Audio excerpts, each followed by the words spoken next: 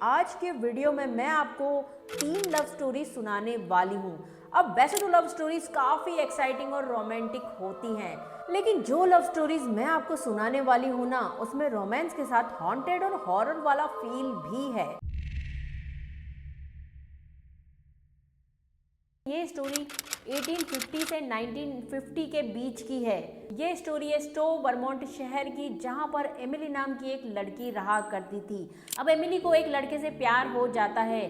फिर एक दिन जब वो अपने पेरेंट्स को इस रिलेशन के बारे में बताती है तो उसके पेरेंट्स इस रिलेशन को अप्रूव नहीं करते। फिर मजबूर होकर एमिली और उसके लवर ये डिसाइड करते हैं कि वो लोग भागकर शादी करेंगे। अब भागकर शादी करने के लिए एक डेट फिक्स की जाती है और एक जगह डिसाइड की जाती है, और वो जगह थी गोल्डन ब्रुक कवर्ड ब्रिज, जहाँ पर वो दोनों मिलने वाले थे। क्योंकि जिस दिन वो भागने वाले थे उसी दिन वो शादी भी करने वाले थे। तो एमिली व्हाइट गाउन पहनकर, जो कि क्रिश्चियन ब्राइड पहना करती है, और बिल्कुल ब्राइड की तरह तैयार होकर गोल्डन ब्रुक कवर्ड ब्रिज पर बैठकर अपने लवर का वेट करने लग जाती है।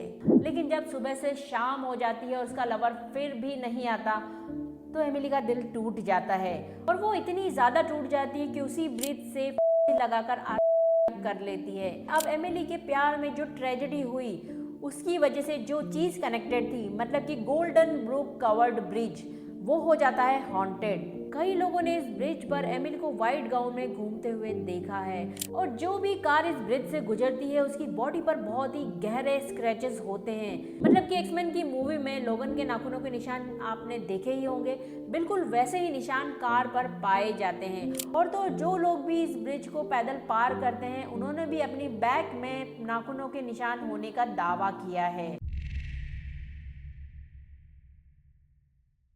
तो ये बात है 1763 की। स्पेन में एक फोर्ट था जिसका नाम था कास्टियो दे सान मार्कोस, और इस फोर्ट में एक कर्नल रहने आता है जिसका कि नाम था गार्सिया मार्टी। अब मार्टी की एक बहुत ही ब्यूटीफुल वाइफ थी जिसका कि नाम था डलोरस। अब मार्टी डलोरस से एज में काफी बड़ा था, और ऊपर से वो अपने काम में इतना ज्यादा बिजी रहा करता था कि वो डलोरस को बिल्कुल भी टाइम नहीं दे पाता था, और इसी वजह से डलोरस काफी अकेलापन फील करती थी और दुखी रहा करती थी। अब इस कर्नल का एक असिस्टेंट था जिसका कि नाम था कैप्टन अबेला। अब कैप्टन अबेला एक बहुत ही हैंडसम, चार्मिंग और जिंदा दिल लड़का था। अब क्योंकि वो कर्नल का असिस्टेंट था, तो इसी वजह से डलोरस के पास उसका आना जाना लगा रहता था। दोनों एक दूसरे से अट्रैक्ट होते हैं और धीरे धीरे दोनों में प्यार हो जाता है। लेकिन कहते हैं ना कि प्यार छुपाए नहीं छुपता, तो उनका प्यार भी एक दिन पकड़ा जाता है। होता ये है कि डलोरस जो थी वो परफ्यूम की काफ़ी शौकीन थी। वो एक बहुत ही पावरफुल स्मेल वाला और काफ़ी यूनिक सा परफ्यूम लगाया करती थी, और यही परफ्यूम उसकी पहचान था। मतलब कि अगर किसी को भी उस परफ्यूम की स्मेल आती थी तो वो समझ जाता था कि डलोरस आसपास ही है, और यही परफ्यूम कल्प्रिट बना दोनों की लव स्टोरी का। दरअसल एक दिन कर्नल मार्टी कैप्टन अबेला को अपने पास बुलाता है किसी काम के लिए। अब जैसे कैप्टन अबेला कर्नल के पास आता है, तो कर्नल को कैप्टन अबेला की पूरी बॉडी से अपने वाइफ के पावरफुल परफ्यूम की स्मेल आ जाती है, और उसको पता चल जाता है डलोरस और अबेला के रिलेशनशिप के बारे में। अब उस टाइम तो ऐसा लगता है कि कुछ हुआ ही ना हो, लेकिन थोड़े दिन बाद फोर्ट में ना तो अबेला और ना ही डलोरस दिखाई देते हैं। अब क्योंकि कैप्टन अबेला और डलोरस सोल्जर्स में काफी फेमस थे, तो सोल्जर्स इस बात पर सवाल उठाने लग जाते हैं कि आखिर अबेला और डलोरस कहाँ गए, और फिर फाइनली कर्नल को जवाब देना पड़ता है। अब कर्नल ये कहानी बनाता है कि डलोरस की तबीयत खराब थी, इसी वजह से उसको मैक्सिको भेज दिया गया है रिकवर करने के लिए, जबकि कैप्टन अबेला को एक स्पेशल मिशन के लिए क्यूबा भेजा गया है।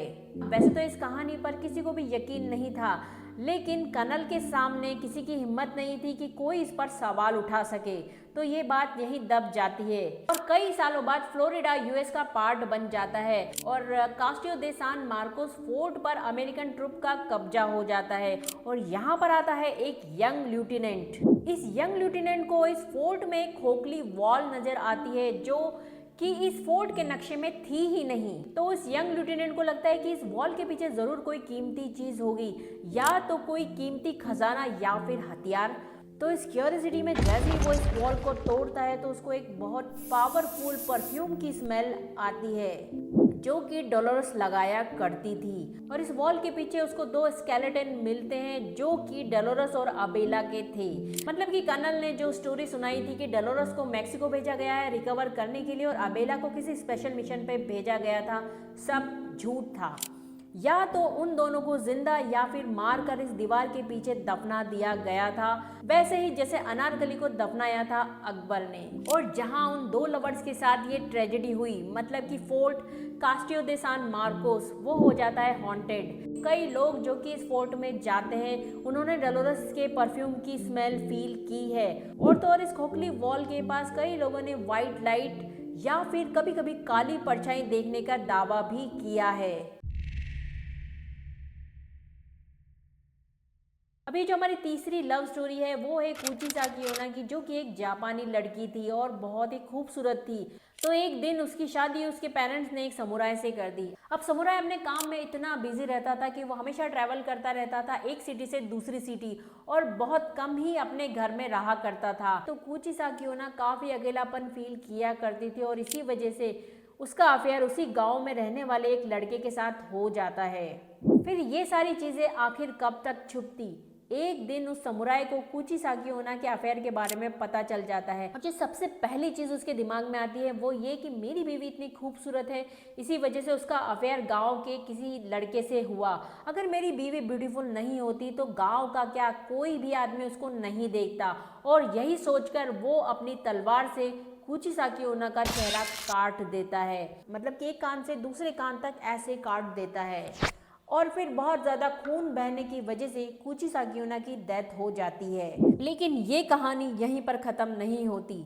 मरने के बाद कुची साकियोना बन जाती है एक बदला लेने वाली चुड़ैल, और वो भी कोई ऐसी वैसी चुड़ैल नहीं।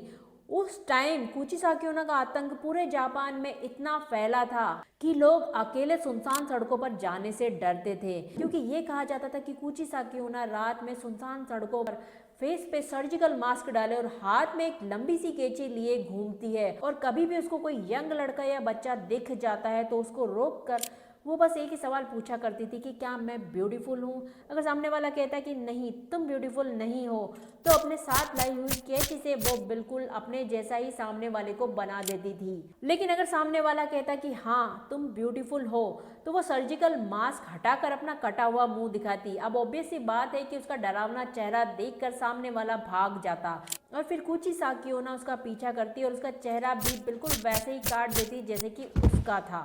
अब यार इस पर ना मैंने एक सेपरेट वीडियो बनाया है जिसका लिंक आपको डिस्क्रिप्शन बॉक्स में मिल जाएगा या फिर आई बटन पे भी उसका लिंक आ रहा होगा। तो I think that's it for today guys. अब इस वैलेंटाइन डे पर मैं यही कहना चाहूंगी कि ना तो अपने पार्टनर को धोखा दो और ना ही नेग्लेक्ट करो। वीडियो पसंद आया तो लाइक कर देना और अगर कोई भी कंफ्यूजन हो तो मुझे कमेंट कर देना। और हाँ, इस तरह के स्कैरी, डरावने और हॉरर वीडियो आपको देखना पसंद है तो मेरा चैनल सब्सक्राइब कर लेना। तो चलो फिर मिलती हूँ मैं नेक्स्ट वीडियो में। Bye bye.